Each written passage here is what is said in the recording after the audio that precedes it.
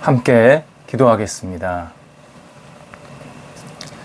하나님, 새로운 빛의 날을 허락하셔서 감사드립니다. 오늘도 저희를 소성케 하셨사오니 주께서 주신 시간과 기회를 소중히 여기며 활용하는 한 날이 되게 하옵소서.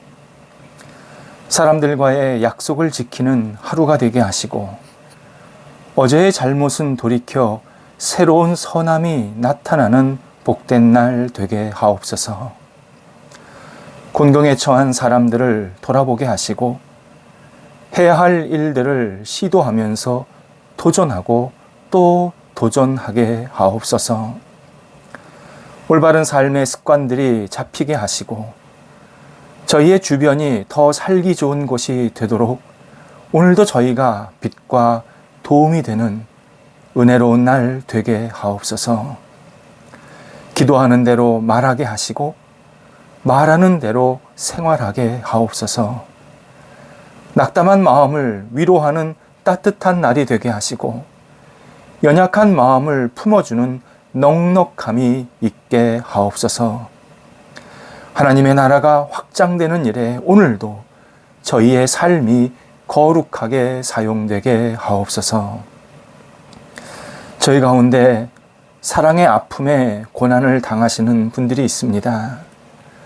하나님께서 한 분 한 분 마음을 위로해 주시고 새 용기와 능력을 덧입혀 주셔서 이 사랑이 오히려 더 큰 사랑으로 채워지는 놀라운 역사가 있게 하여 주옵소서. 진정한 사랑을 만나 치유되게 하옵소서. 마음이 온전케 되고 회복되게 하여 주셔서 실망과 배신이 오히려 신뢰와 감사로 변하는 시간들이 되도록 함께하여 주옵소서.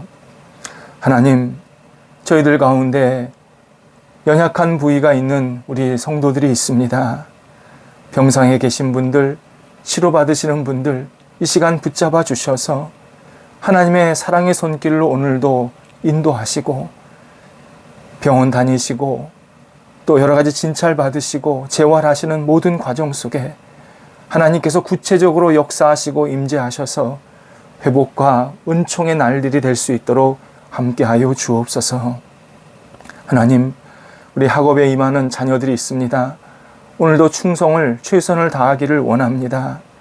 맡겨진 이 학업의 자리에서 뒤처지지 않게 하시고 지혜롭게 하나하나 잘 생각하고 이해하고 그리고 논리력으로, 수리력으로, 그리고 통찰력으로, 암기력으로 채워지게 하여 주시어서 모든 일들을 하기에 어려움이 없도록 오늘도 하나님께서 붙잡아 주옵소서. 무엇보다도 정신적으로나 영적으로나 흔들림이 없이 앞을 향해 나아가며 공부할 수 있는 귀한 날 되게 하여 주옵소서. 직장 다니시는 분들 오늘도 지혜롭게 잘 감당하게 하셔서 꼭 필요한 인재로 직장에서 인정받고 존경받게 하시고 없어서 안 될 인물로 우뚝 세워지게 해주셔서 오늘도 직장에서 좋은 결실들이 맺히게 하옵소서. 사업하시는 분들 붙잡아 주셔서 오늘도 좋은 일거리들 또 좋은 사람들 만나게 해주셔서 미래를 도모하게 하시고 해야 할 여러 가지 일들을 잘 감당하게 해주셔서 오늘도 사업처 하나님 앞에서 구별받는 시간 되게 하시고 주께서 역사하시는 모든 시간과 공간이 되도록 인도하여 주옵소서. 출타하시는 성도들 붙잡아 주셔서 오늘도 오고 갈 때 선하게 지켜주시고 하나님의 영광을 돌려드리는 날 귀한 발걸음이 되게 하옵소서. 만남의 복이 있기를 원합니다. 우리 성도들 오늘도 사람들 만나고 교제할 때에 기쁜 사랑의 교제가 있게 하시고 서로를 위해서 기도하는 만남의 복이 있게 하시고 또 서로를 생각할 때마다 하나님의 뜻과 영광을 위해서 힘을 합치게 하여 주시어서 저희들의 만남이 이 땅에서 복의 근원되게 하시고 이 만남 속에서 하나님의 아름다운 사랑과 은총을 나눌 수 있는 거룩한 통로가 되도록 인도하여 주옵소서. 한날을 주 앞에 맡겨오니 주관하시고 오늘도 저희들의 영혼 속에 활기참과 건강함과 기쁨이 있게 하여 주옵소서. 예수님의 이름으로 기도드립니다. 아멘. 오늘 우리에게 주시는 하나님의 말씀은 신약성경 히브리서 5장 1절에서 10절까지의 말씀입니다. 히브리서 5장 1절에서 10절까지의 말씀입니다.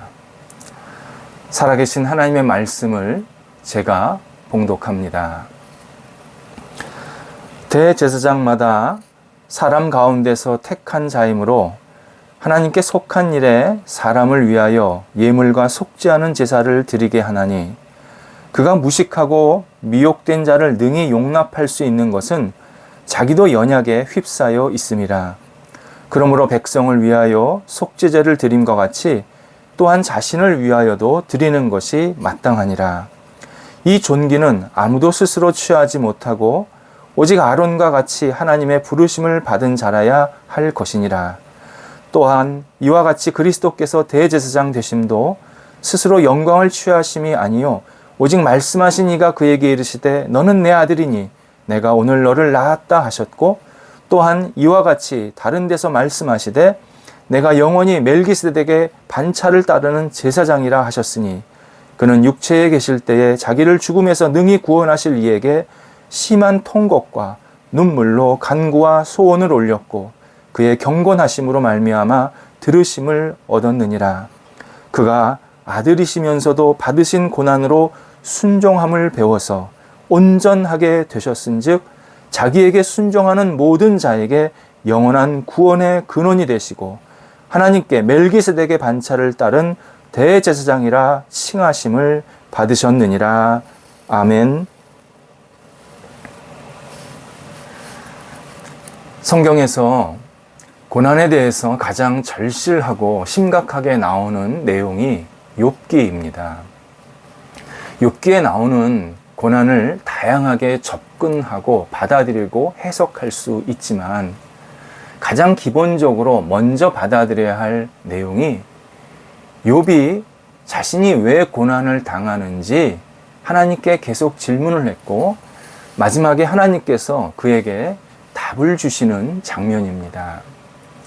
욥은 왜 나에게 이런 고난이 찾아와야 합니까?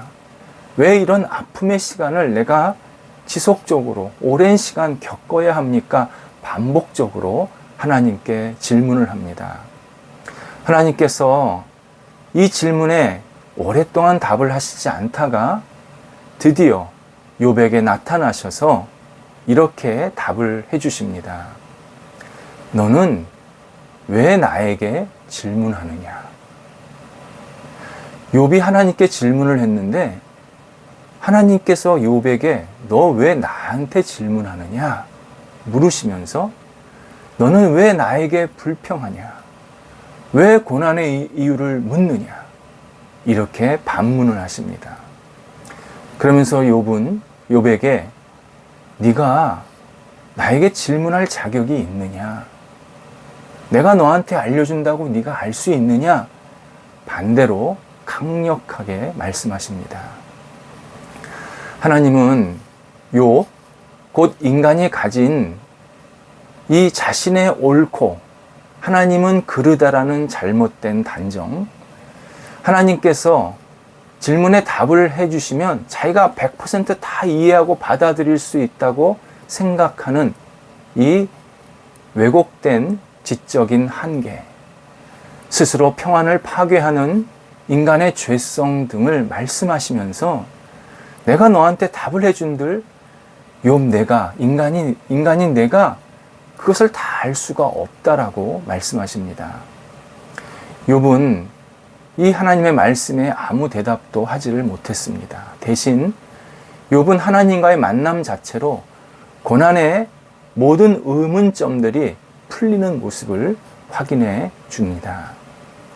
하나님이 욥에게 곧 우리에게 나타나셔서 하신 여러 가지 대답 중에서 핵심은 이겁니다.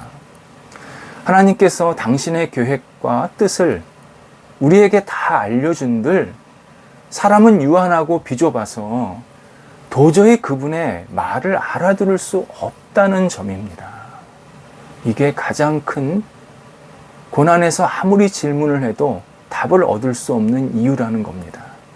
예를 들어 2살짜리 아이에게 부모가 이거 하지 마라, 이거 해라, 그렇게 가르치고 또 분명하게 이야기를 했습니다.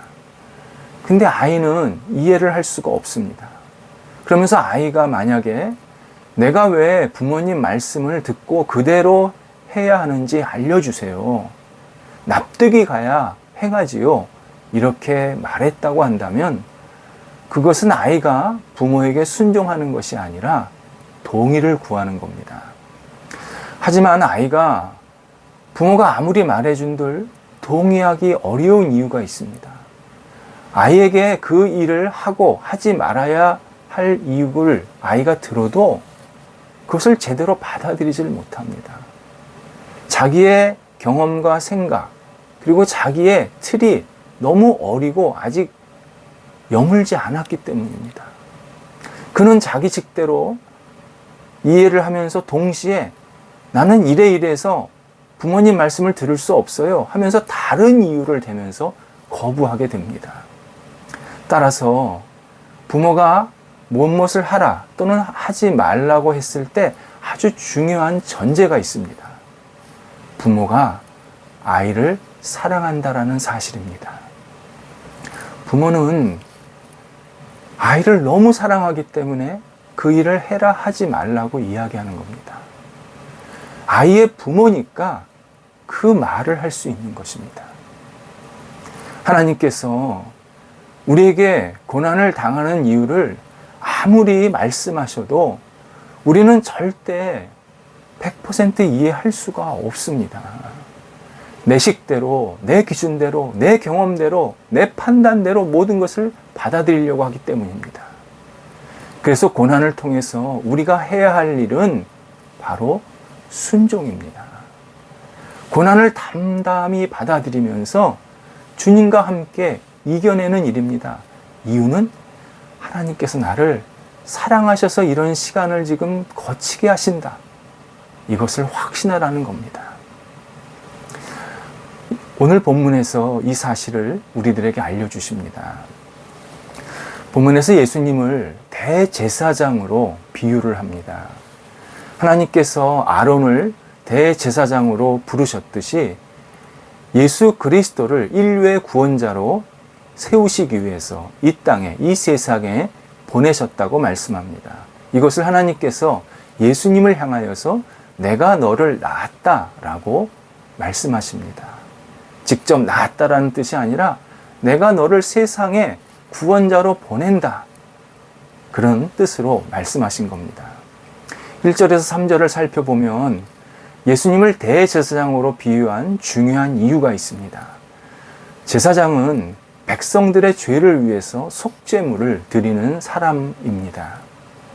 그런데 예수님은 인류의 죄를 용서하기 위해서 어떤 대상을, 동물이나 또는 어떤 비둘기나 양, 이런 생물을 속죄물로 드린 제사장이 아니라 스스로 속죄물이 되셔서 인류의 죄를 용서하신 제사장이자 속죄물을 동시에 감당하신 분이라고 강조합니다. 그러니까 우리의 죄를 위해서 속죄물을 드리는 제사장도 되시고 또 그 속죄물 자체가 되셔서 우리를 용서하실 수 있는 분이 되었다, 이렇게 설명하고 있습니다. 속죄물이 되려면 당연히 고통과 죽임은 동반됩니다. 그래서 예수님은 이 땅에서 인간이 겪는 다양한 아픔, 피곤, 공경, 고민, 마음의 괴로움, 그리고 가족들에게 오해를 받으셔서 외로움을 받으셨습니다. 마지막에 핍박과 죽음이라는 엄청난 고통도 당하십니다. 7절에서 예수님이 이런 고난 속에서 통곡, 눈물로 간구와 소원을 하나님께 드렸다, 이렇게 말씀합니다. 그만큼 고난이 이 땅에 계실 때 너무 심했다라는 뜻입니다. 그런데 중요한 내용이 바로 8절입니다. 예수님은 고난을 통해서 순종함을 배우셨다고 하십니다. 비록 심각한 고난, 정말 하나님 앞에 통곡하고 눈물을 흘릴 수밖에 없는 그런 큰 아픔이었지만 예수님은 그 고난을 거부하지 않으시고 당당하게 받아들이심으로 하나님의 뜻에 순종하셨다라고 말씀합니다. 이를 통해 인류가 구원받는 길을 활짝 열어놓으셨다. 그 순종을 통해서 우리는 예수를 믿음으로 인해서 하나님의 거룩한 자녀가 되게 하셨다. 이렇게 말씀하십니다. 나아가서 예수님을 믿는 자에게도 진정한 순종의 길을 알려주셨음을 우리들에게 확인시켜 주십니다. 하나님은 우리가 받는 고난을 통해 우리가 순종을 배우기를 원하십니다. 하나님이 우리에게 고난의 모든 이유를 알려주신들 인간은 그것을 제대로 알 수도 이해할 수도 없습니다. 분명히 한계가 있기 때문입니다. 그러니 하나님이 하나님을 믿는 자를 사랑하시는 것을 확신하면서 고난을 통해 순종을 배우라고 우리들에게 오늘 말씀하십니다. 고난 속에서 순종은 체념이 아닙니다. 하나님의 뜻을 신뢰하며 주님의 가신 길을 따르겠다라는 자발적 헌신입니다. 예수님을 의지하며 이겨낼 수 있다라는 긍정적 소망입니다. 하나님이 나를 지금도 사랑하시고 앞으로도 계속 사랑하실 것이라는 것을 굳게 믿는, 그래서 기쁘게 하나님의 뜻에 따르는, 하나님이 기뻐하시는 순종입니다. 그러면 예수님께서 우리의 고난에 동감해 주십니다. 나를 위로하시고 사랑으로 함께 하십니다. 내가 내 마음을 아노라, 내 고통을 아노라, 내 슬픔을 아노라, 내 아픔을 아노라 말씀하십니다. 고난은 순종을 낳고 순종은 하나님의 위로를 낳습니다. 우리를 사랑하시는 하나님 때문에 우리는 고난 속에서도 얼마든지 담대하게 순종할 수 있습니다. 고난이 우리를 다시 새롭게 하게 만드는데 바로 하나님께서, 예수님께서 순종하셨듯이 우리도 순종하는, 하나님의 뜻에 순종하는 그러한 삶으로 거듭나게 만드십니다. 기도하겠습니다. 하나님, 고난 속에서 주의 순종을 저희 영혼 속에 채우게 하옵소서. 저희가 다 알 수 없는 고난, 때로 이유 있는 고난도 있지만 그때마다 저희들이 오직 예수님을 닮아서 순종의 길로 나아가게 하시고 이 고난을 잘 극복하며 주님과 함께 이겨내서 하나님께 영광되는 삶이 될 수 있도록 함께하여 주시옵소서. 하나님, 저희 영혼 속에 하나님을 바라보며 의지하는 마음이 더 깊어지기를 원합니다. 저희들을 사랑하시는 그 사랑에 저희들이 날마다 감사하며 이 고난을 이겨내기를 원합니다. 삶에 있는 모든 고난을 예수님의 사랑으로 극복하게 하시고 하나님께 영광되는 한 날이 되도록 인도하여 주옵소서. 예수님의 이름으로 기도드립니다. 아멘.